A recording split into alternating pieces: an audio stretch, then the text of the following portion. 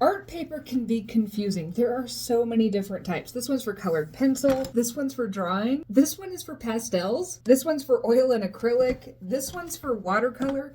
And there are even more than the ones I just showed you, but these are the ones I have on hand. Each is made for a different purpose. It's going to have a different makeup of the paper, it's going to have a different thickness of the paper, and it's also going to have a different texture to the paper. For example, things like oil, acrylic, or watercolor paper typically have a lot more texture than something like a drawing paper that's going to have a nice smooth texture, because in order to draw on it, you want it to be smooth. Although this can get even more confusing because this is watercolor paper that is smooth. And if your mediums of choice are things like graphite or colored pencil, you're probably going to want to stick to a smoother type paper like this. Technically, you can do more than just draw on this. You can paint on this. You could use acrylic, oil, watercolor, whatever you want, but it's not going to work super well. Since this paper is designed for the purpose of drawing, it really just needs things that are going to sit lightly on the top layer, not things like watercolor that are going to really soak into the page. So this is actually going to warp a ton, and it also might bleed through to the other side. If you like working with oil or acrylic, you're going to want to go with a specialty paper like this, because it's going to be textured and it's going to act similar to a canvas, which is optimized for using those types of mediums. However, if you're trying to draw on this, it's going to be a little too textured to really get the nuances that you might want. Or if you wanted to use watercolor on this, this paper isn't meant to really absorb water,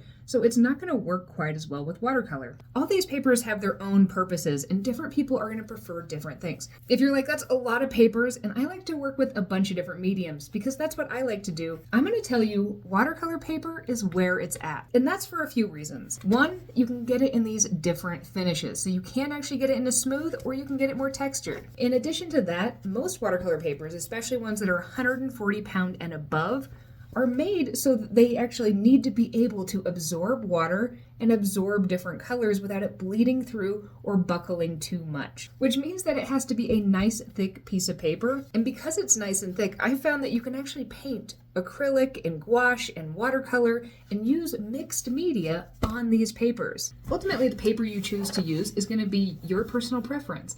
What brands you like, the finishes you like, and it'll also be based on the medium you're using. But those are the reasons that I think watercolor paper is the most versatile art paper.